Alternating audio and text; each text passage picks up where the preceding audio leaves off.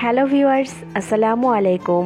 Welcome back to my channel. Pulao korma নামটা শুনলেই খেতে ইচ্ছে করে। ছোট বড় সবার পছন্দের তালিকায় থাকে পোলাও কোরমা। বিশেষ করে বাচ্চারা তো খুবই পছন্দ করে চিকেন কোরমা। জি ভিউয়ার্স, আজকে তৈরি করব চিকেন কোরমা। চিকেন কোরমা রান্না করার জন্য চুলায় একটা প্যানে নিয়ে নিচ্ছি আধা কাপ তেল আর ঘি মিলিয়ে করব। দিয়ে দিচ্ছি 1/4 কাপ ঘি। তেল আর ঘিটা যখন একটু গরম হয়ে যাবে দিয়ে দিব 2টা তেজপাতা, 3 টুকরা দারচিনি, 4-5টা এলাচ। 2টা তেজপাতা এখানে ছিঁড়ে নিয়েছি। তেল আর ঘিয়ের মধ্যে গরম মশলাগুলো প্রায় 1 মিনিটের মতো ভেজে নিব।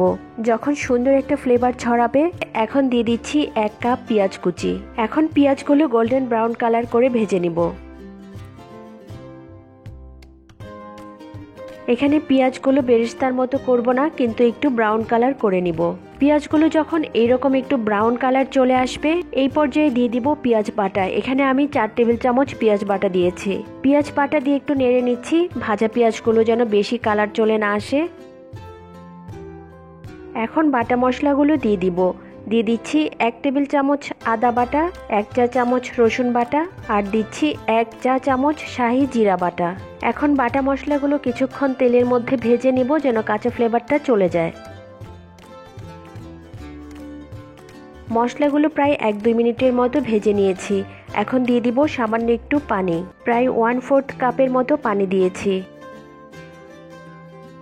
এখন গুঁড়া মশলা দিয়ে দিচ্ছি 1 চা চামচ ধনিয়া গুঁড়া আর দিচ্ছি আধা চা চামচ লাল মরিচ গুঁড়া। এখানে খুবই সামান্য একটু লাল মরিচ গুঁড়া দিয়েছি কারণ কোরমার কালারটা সাদা থাকে।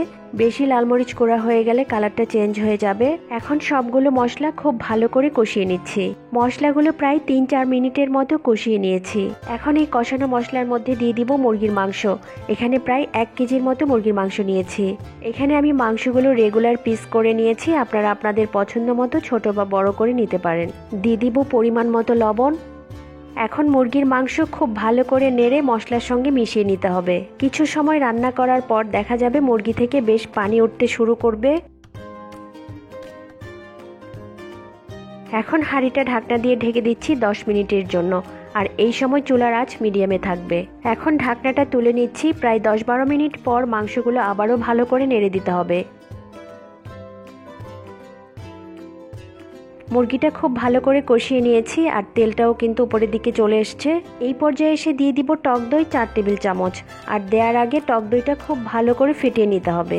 দিয়ে দিচ্ছি কাজু বাদাম বাটা 1 টেবিল চামচ, সাদা গোলমরিচ বাটা 1 চা চামচ আর দিয়ে দিচ্ছি কিশমিশ বাটা 1 টেবিল চামচ। এখন সবকিছু দিয়ে খুব ভালো করে নেড়ে মিশিয়ে নিচ্ছি। এখন মাংসগুলো আরও প্রায় 10 মিনিট রান্না করে নিব। আরও প্রায় 10 মিনিটের মতো মাংসগুলো কষিয়ে নিয়েছি আর তেলটাও উপরের দিকে ভেসে উঠেছে। এই রান্নাটাতে কোনো পানি দিব না, মাংসটা সেদ্ধ হওয়ার জন্য দিয়ে দিচ্ছি 1 কাপ দুধ।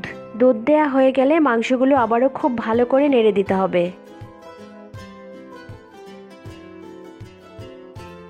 এবার চুলার আঁচ মিডিয়াম থেকে কমিয়ে দিয়ে ঢাকনা দিয়ে ঢেকে রান্না করব আরও 10 মিনিট।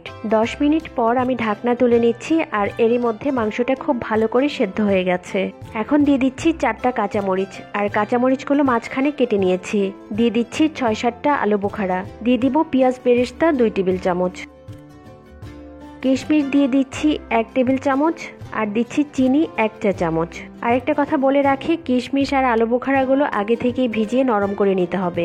এখন সব কিছু দিয়ে আরও একবার ভালো করে নেড়ে দিতে হবে। সব শেষে দিয়ে দিব 1 চা চামচ কেওড়া জল। এখন চুলার আঁচ একেবারে কমিয়ে দিয়ে দমে রাখবো 7-8 মিনিট।